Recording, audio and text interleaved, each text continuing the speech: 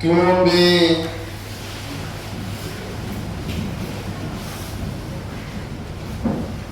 Mungu Mwenyezi wa milele, umetuhuisha kwa njia ya kifo kitakatifu na ufufuko wa Kristo wako.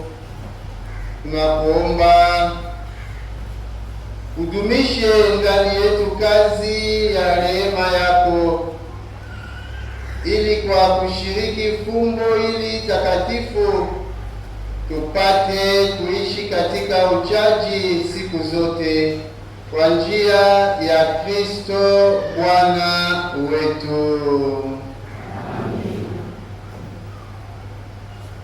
Inameni kwa ajili ya baraka.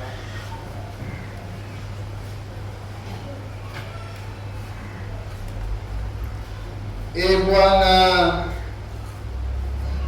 tunakuomba baraka zako nyingi ziwashukie watu wako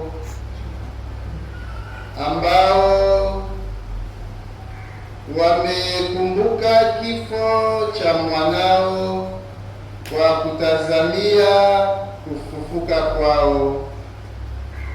Wapate rehema, wajaliwe kitulizo, waongezewe imani takatifu